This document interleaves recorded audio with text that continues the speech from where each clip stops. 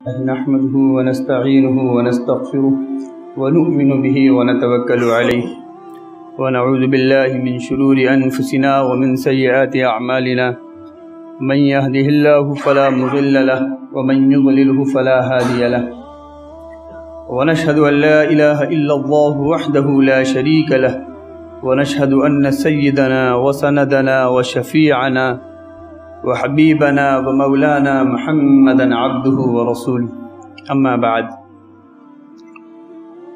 فقد قال الله تبارك وتعالى في كلامه العزيز أعوذ بالله من الشيطان الرجيم بسم الله الرحمن الرحيم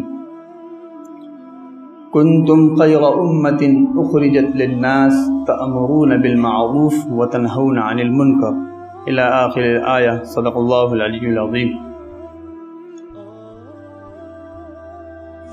سب سے پہلے تو میں اپنا تعارف کرا دوں تاکہ مقصد واضح ہو جائے۔ مجھے مفتی قاسم رضی قاسمی کہتے ہیں، جمعیت علماء مغربی اتر پردیش کا سیکریٹری ہوں اور جمعیت علماء یو پی کی ورکنگ کمیٹی کا ممبر ہوں، اور خاص طور سے ہاتھرس، متھرا، علی گڑھ، آگرہ، فیروز آباد یہ میری نگرانی میں دیے گئے اضلاع ہیں جن کی تمام تر کارگزاری اور تمام تک کارروائی وہ عمل میں آنی ہے۔ مجھے بتایا گیا تھا کہ آج کی اس مجلس میں ہمارے ائمہ حضرات اور بعض دانشوران ساتھی شریک ہوئیں، تو پھر میرے ذہن میں آیا کہ بات بھی پھر اسی لیول کی جائے، کیونکہ بات کرنے کے مواقع الگ الگ ہوتے ہیں۔ بالکل عوام میں بالکل عوامی باتیں کہی جاتی ہیں، خواص میں خواص جیسی بات کہی جاتی ہیں، دانشوران میں اسی انداز کی بات ہوتی ہے۔ تو میں آپ کو بالکل شروع میں لے چلتا ہوں۔ جمعیت علماء ہند یہ قائم ہوئی ہے اب سے 100 سال پہلے، 1919 میں، لیکن اس سے پہلے یہی جمعیت علماء ہند دوسرے نام سے تھی، جمعیت الانصار کے نام سے۔ اس سے پہلے دارالعلوم دیوبند کے نام سے، اس سے پہلے حضرت شاہ ولی اللہ محدث دہلوی کے لخت جگر نور نظر شاہ عبدالعزیز محدث دہلوی کی تحریک کے نام سے۔ یہ جمعیت علماء ہند حضرت شیخ الہند مولانا محمود الحسن دیوبندی رحمۃ اللہ علیہ کی فکر کی جماعت ہے۔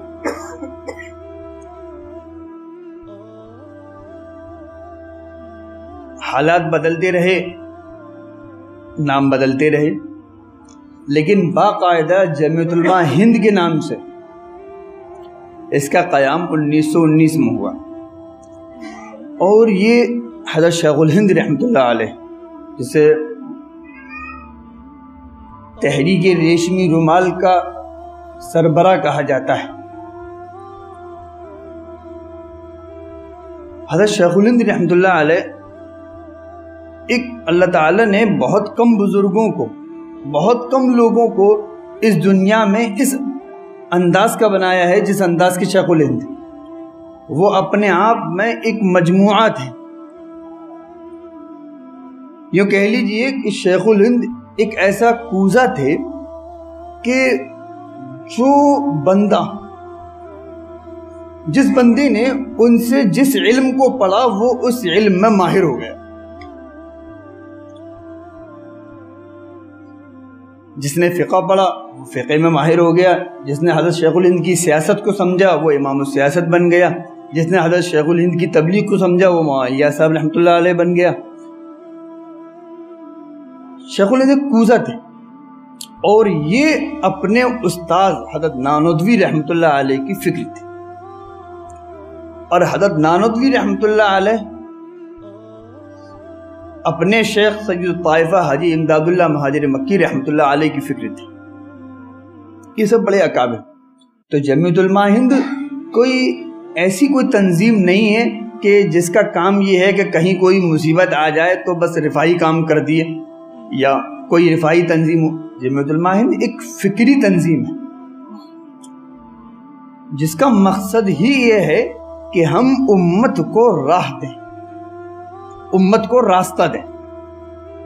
امت کا کسی بھی صورت میں حوصلہ نہیں ٹوٹنے دیں،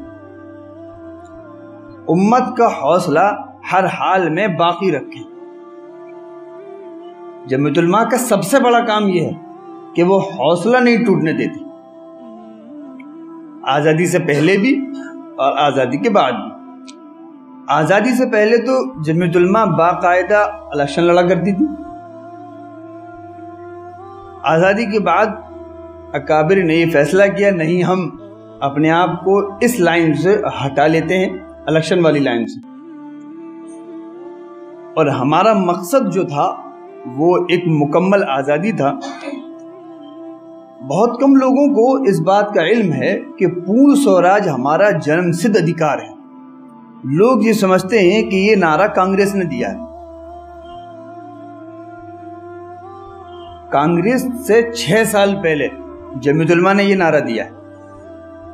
کانگریس سے 6 سال پہلے جمعیت علماء یہ نعرہ دے چکی تھی کہ پورن مکمل آزادی ہمارا یہ پیدائشی حق ہے، جس کو ہم ہندی میں کہتے ہیں پورن سوراج ہمارا جنم سدھ ادھیکار ہے.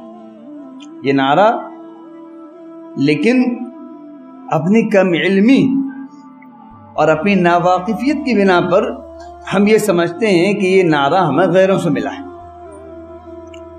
اور آج بھی جن لوگوں نے ثانوی درجے میں یہ نعرہ دیا تھا وہ لوگ کہتے ہیں کہ ہم نے یہ نعرہ دیا ہے، اور ہم ان کے سامنے یہ نہیں کہہ پاتے کہ ہم نے یہ نعرہ دیا ہے کیونکہ ہم ناواقف ہیں، اس بات کو جانتے نہیں. اپنی تاریخ کو ہم نے بھلا رکھا ہے. آپ کو حیرت ہوگی کہ ہندوستان کی آزادی کی ایک غلامی ماحول، بڑا عجیب ماحول ہوتا ہے، غلامی ماحول، اس میں کسی طرح کا کوئی اختیار بندے کو نہیں ہوتا. اس ماحول سے نکالنے کی فکر کرنا آپ کیا سمجھتے ہیں؟ یہ برادران وطن نے اس کی شروعات کی تھی. اس ماحول سے، اس غلامی کی زنجیروں کو توڑنے کی فکر اور اس ماحول سے اپنی نسلوں کو اور اپنے آپ کو اور اپنے سماج کو نکالنے کی فکر آپ کے اکابر علماء دیوبند نے کی تھی.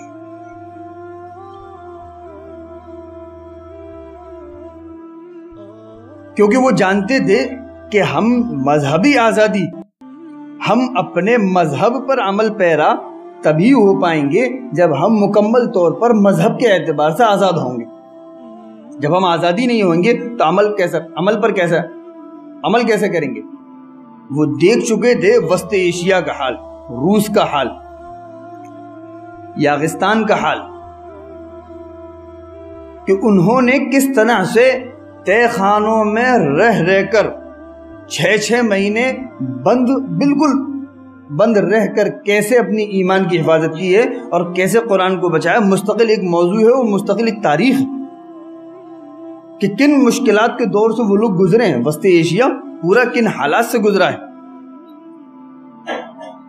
عالم یہ تھا کہ باہر شراب کی بوتلیں رکھی رہتی تھی، شراب خانہ بظاہر، اور اندر تہ خانے سے اندر بالکل ہلکی آواز سے اور خاموش آواز سے اپنے بچوں کو استاد قرآن کی تلقین کیا کرتا تھا. قرآن چھاپے میں نہیں تھا، وہاں پر سینہ بسینہ نقل ہوتا تھا. اس طرح سے انہوں نے اپنی دین کی اور ایمان کی اور نسلوں کی حفاظت کی. جب آزادی کے بعد جب انہوں نے قرآن دیکھا تو روتے تھے پکڑ کے، قرآن ہمیں دیکھنے کو مل گیا.